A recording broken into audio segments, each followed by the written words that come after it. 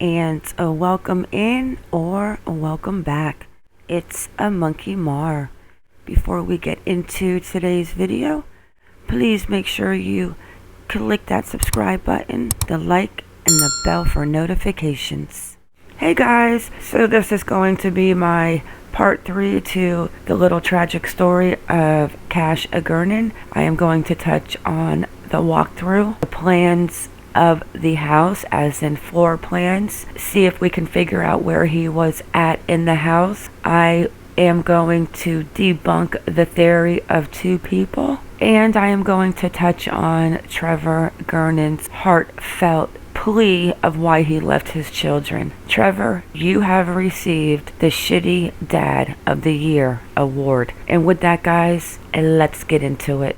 The door is broke right here, as you can see. It doesn't have a latch on it, so we use a chain now to lock it up. And that's where he came in. He lifted the door up. And what I found interesting about this house is that the garage is in the back of the house that leads to the alley where the neighbor Jose said that he was peeping in his fence. The fence in my last video. Yeah, so that's a little different of a setup in a house that I've ever seen. right here, as you can see, it's been kicked in or tampered with, if you would call it, and it made its way through here while we were all asleep. Okay, so here he walks through the kitchen, and as you can see before they moved in, how clean it was. I'm just trying to get an idea of the layout of the house. Quiet, I guess. I don't know why nobody heard him around here. Okay, so when he comes around that corner, he's got the sink on his left. He grabs onto that corner, and then he goes into that room in this picture on the right. And then into here, this is where the boys slept. Now I'm guessing the fireplace is behind all of that crap on the right, and then he goes through these glass doors. This is where they were sleeping that night. And then this door that I notice in the bedroom. Where does that door lead to? We're going to find out. He slept in the bed. He just came in, just stood over him, just watched him. The cameras are here, directly at the crib, watching. So, this is the room the boys are sleeping in. There's the sliding glass door, there's the counter, but this window over the kitchen, there's the sink, has a curtain. And there's the brick wall. They just picked him up, took him back that way, carried him, just like carried him. Brought him back this way, and just took him back out that way. And from there,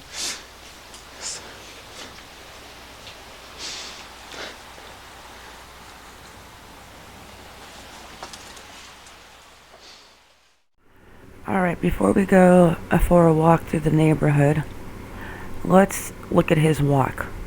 His hands, his stiff walk. He walked like a guy.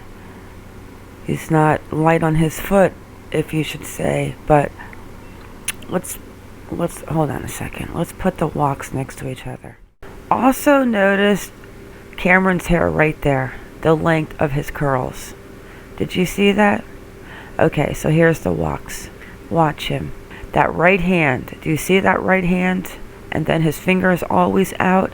Look at the right hand on both sides. And watch when he turns.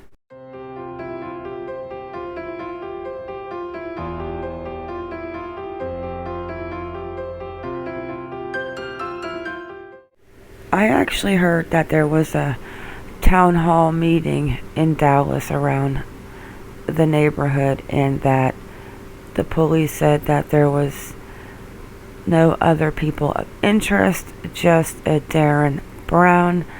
I don't know if that is true. I have looked, but I cannot find anything on it as of right now, but I never thought there was. After hearing his history and his little creeping around the neighborhood, yeah, he's a creeper. So let's just go through the neighborhood and see. So Darriyn lives in Bayberry Lane. Over here, Florina Parkway, we've got Monica, Cameron, and the boys. And then cash was found 7500 block of Saddle Ridge Drive, which is right through here. And we keep asking. He had all of these woods. What made him bring him out to the street? Well, obviously he wanted them to find him. Was it remorse? I don't know. Let's go down and check out where.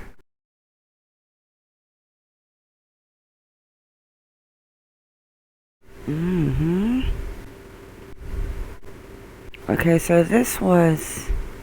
Well, this is where Darriyn lives. It's weird how it takes you into the back of the houses.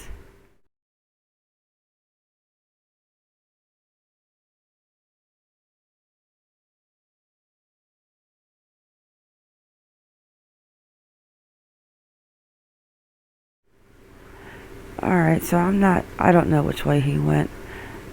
He probably cut through some yards like we all did when we were younger to get places quicker.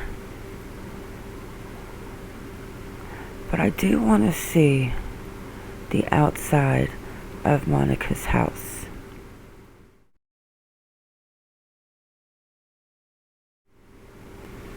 Okay, so I just kind of ran through the neighborhood real quick. Here is their house. Monica, Cameron, Cash, Carter. Oh, look at, there's one of the dogs. So, let me see what year we are in.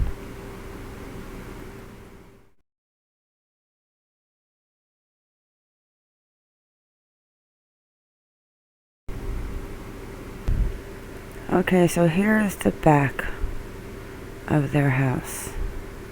They're like pack rats. I do not know why they have so much clutter inside, but it was kind of funny how they cleaned out that dining room table and left the clutter everywhere else.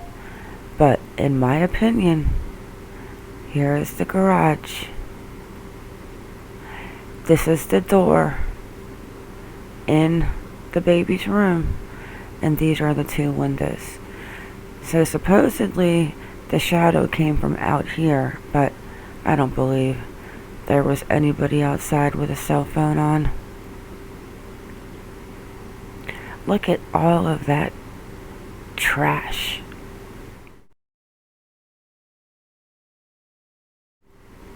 Looking for that basketball hoop, but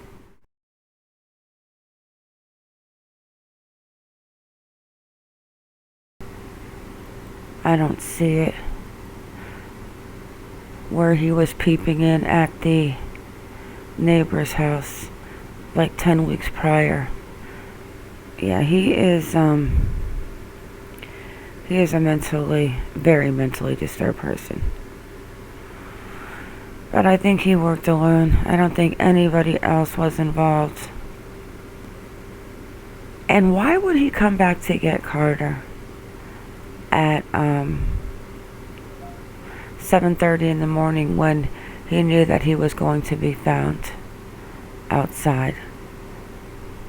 He's just, something about him is definitely short-wired. So that's where he came from. That's where he went. And he literally walks all the way from here. I mean, did he come out of the woods maybe this way? And he was back in the woods? I'm not going to speculate. I know they did say that there was blood trail coming out of the woods, considering, where did they say, here you go, Saddle Bridge Saddle Ridge Drive at the 7500 block. And here's all the woods. And here's the house. I do believe that he is talking. I believe that they have people in the law enforcement that can manipulate his mind and get what they want out of him. I'm not even sure that there will be a trial. I'm not even sure he is. He's definitely not wired, right? Alright, let me get out of this and let me touch on what I thought of the dad's plea for forgiveness. I'm not going to play it because most of us have heard it and it's kind of long, but I will say my thoughts on it. So before I touch on my final thoughts of Trevor Gernon's letter about leaving his children with Monica and what I think about Monica and this whole entire situation, I did find a little article that is touching on the meeting that was in the community. So this is out today.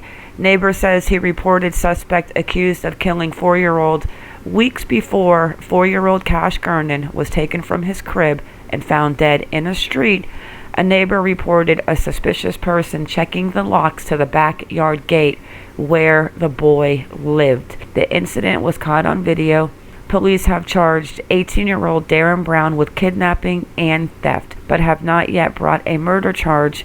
Councilman Casey Thomas, who represents the Southwest Dallas District, called a community meeting with the police chief on Monday night. A few neighbors said they reported Brown in the past weeks, but never received any follow-ups from the department. Chief Eddie Garcia said he was surprised at how far this part of town was located from headquarters and vowed to increase the police presence. The location is just east of Cedar Ridge Preserve. I actually think I saw this video and it was at night, if I'm not mistaken, but I'm sure some videos are not going to be put out because they're probably going to seal a lot of evidence, considering the age of the creeper and the age of poor little Cash Grenon. And fly high, little Cash, fly high. Let me go see if I can find that video. If not, I'm going to touch on my final thoughts. I am not finding the video of him seeing if the back gate to Cash Gernon's house was locked, but here's another one that was put out where they think this might be him checking this car. He is just a creeper. How is his mother not knowing that something is wrong with her child? And let's notice too what he has in his left hand. It's like a long pole.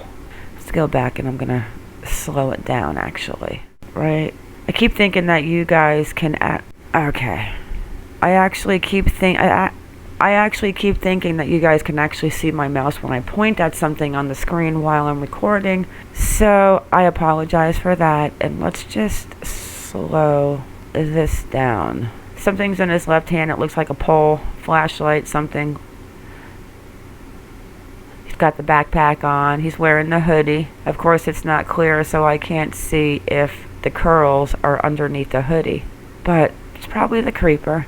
Obviously, he's got nothing better to do than prowl around the neighborhood at night. Look at him looking in that car. I mean, you cannot make this up. Let's get into my final thoughts, and some of you are probably going to be mad, but guys, we're all allowed to have our own opinions. So with that, let's get ready to wrap this video up.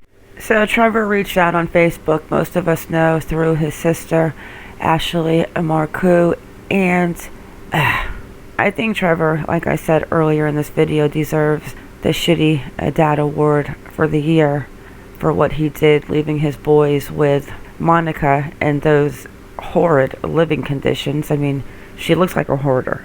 The place is completely trashed, but I do not think Monica had anything to do with what happened to Cash. I think his father needs to have charges against him for child endangerment and child neglect. I think Monica will hopefully use this to get into rehab and to clean herself up. Now, I lost a sister to an accidental drug overdose of June of 2020. And it's a very sad situation. It's hard, but they need to want it, and they need to want to get clean when they want to get clean. And I really pray that this opens up Monica's eyes and she does the right thing for herself. Trevor needs to live with this for the rest of his life, and hopefully this will clean his act up as well, and he will face the charges and the music that's set against him. But I definitely believe that he needs to pay for leaving those boys at the house. I think Darriyn worked alone. I do not think he had any help. I think he's been creeping around the neighborhood for a long time. And I wonder if he was actually in the Metro Healthcare inpatient facility and then he was recently released when he started creeping through the neighborhood. Guys, I don't know. But like I said, I'm going to touch on the comments in a live or a separate video. But now I am just going to sit back and wait and see what charges and when the charges of capital murder are brought against Darriyn Brown. I think he is disturbed, and I think he is just born and not wired right, and poor Cash Grenon paid the price. And with that, guys, it's a wrap. I want to thank you all for coming in. Thank you for watching. Please like or dislike, whichever you prefer, and subscribe. Everyone have a good day or a good night wherever you are in the world, and stay vigilant. I am out.